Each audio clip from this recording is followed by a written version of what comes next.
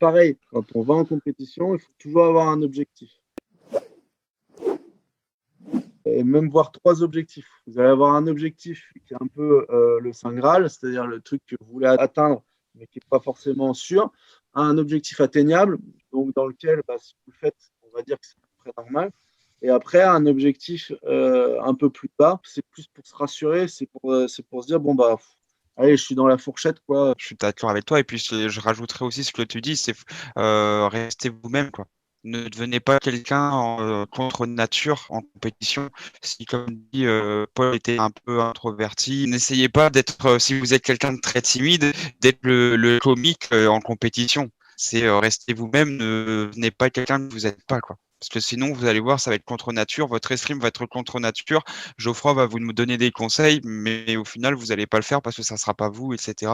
Restez vraiment vous-même et en compétition, quoi. C'est le plus important. Quand vous faites votre compétition, il ne faut pas avoir peur d'un tel ou d'un tel, ainsi de suite. Il faut savoir que les autres, tout le monde, quand vous arrivez dans une compétition, tout le monde a un petit stress. Même le mec qui vous dira, ouais, ou la nana qui vous dit non, mais moi c'est bon, aujourd'hui, pas de stress, c'est un entraînement, c'est pas vrai. Les gens, quoi qu'il arrive, ils auront peur. Ils auront aussi peur que vous, ils sont stressés. Et en fait, vous êtes sur le même pied d'égalité quand vous arrivez en compétition que les autres.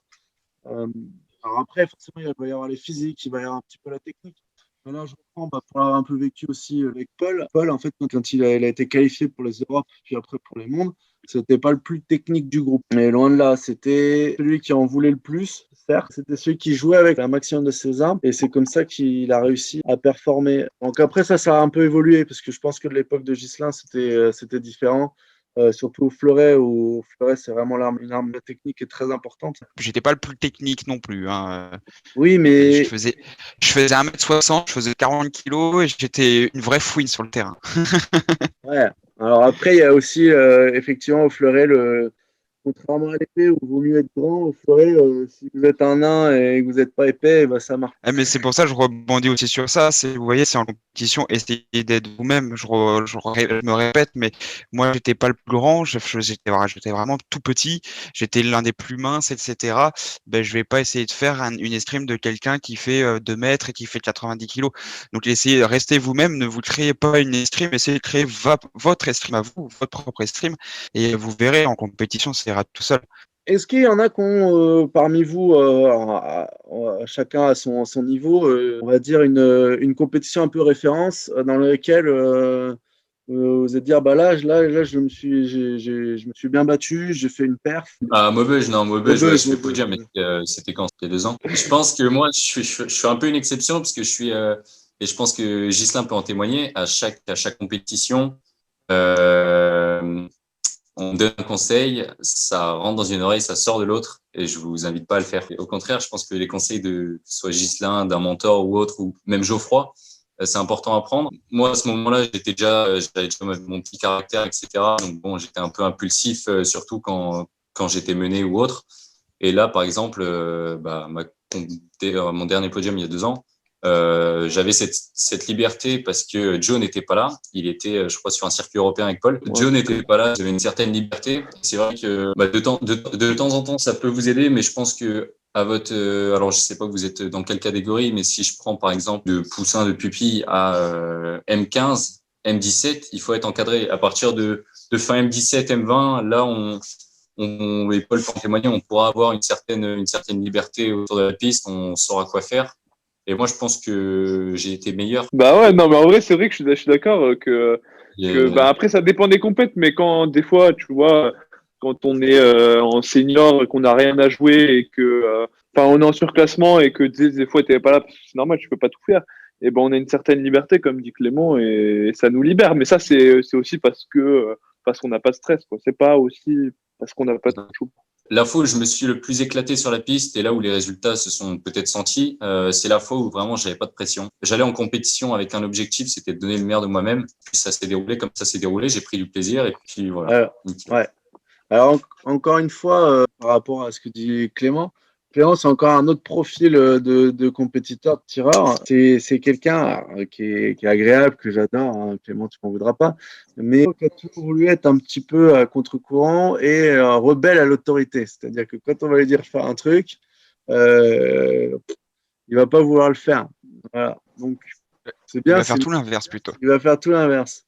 Voilà. Après, c'est quelqu'un aussi qui a besoin pour performer d'enlever toute pression.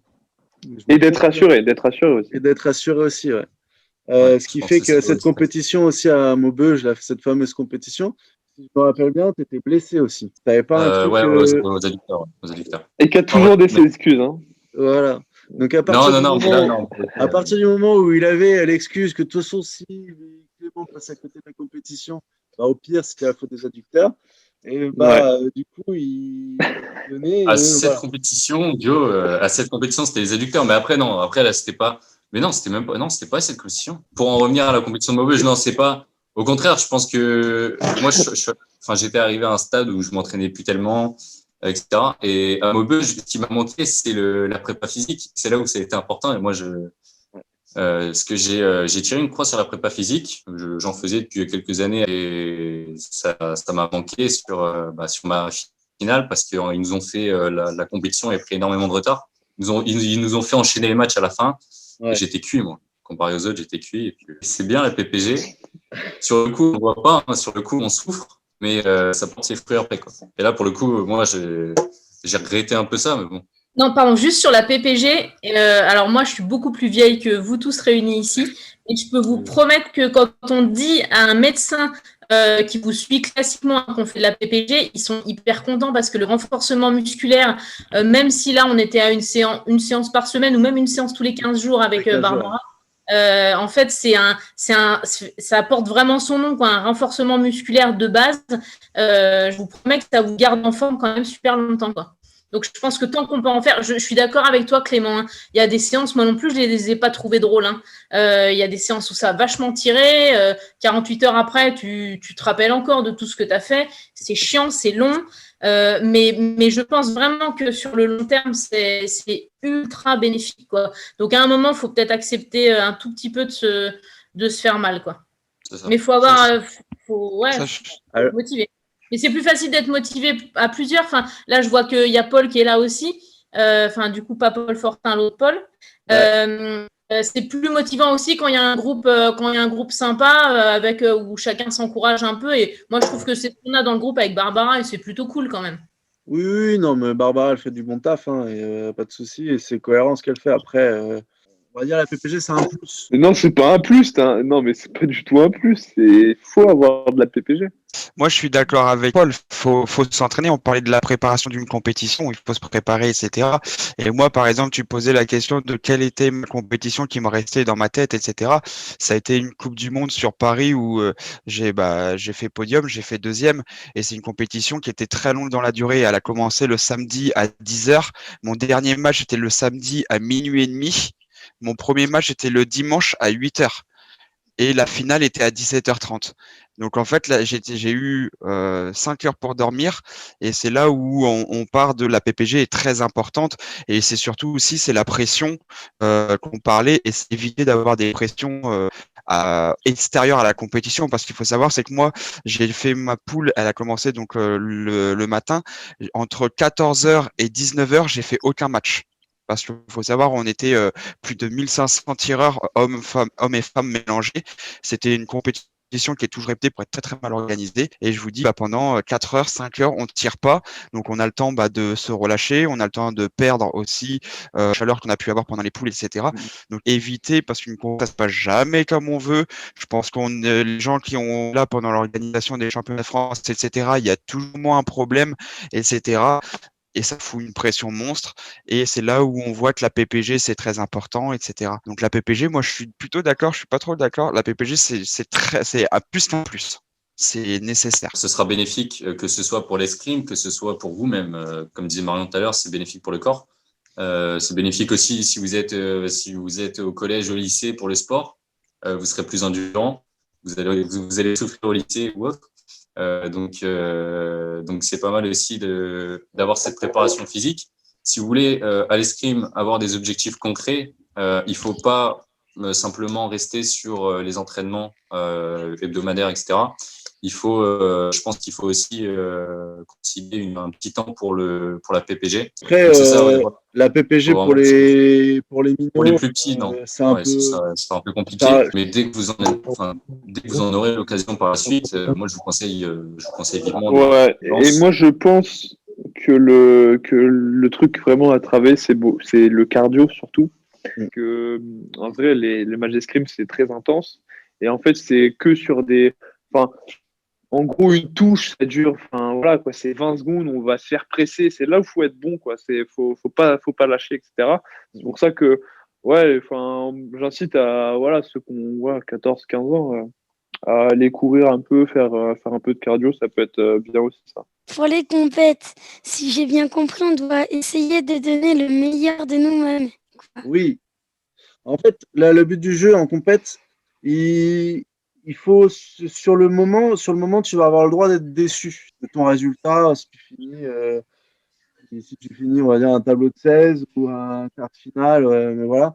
Mais après, il faut savoir en tirer les bonnes conclusions et en tirer du positif aussi. Bah, par exemple, je vais parler, bah, il est là, il est concerné. On a Simon l'année dernière, sa dernière compétition M15, il a fait un quart de finale en circuit.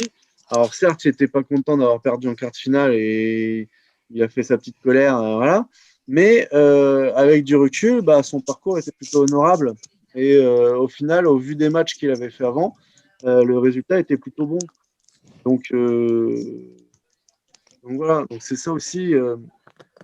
Sur le moment, on a le droit d'être déçu, mais après, faut être capable de relativiser justement pour en tirer du bon aussi de votre compète. Et moi, juste sur le truc qu'avait dit Clément au d'un moment, sur cette fameuse compétition là où je fais le meilleur résultat, enfin mon meilleur résultat de l'année, Ouais.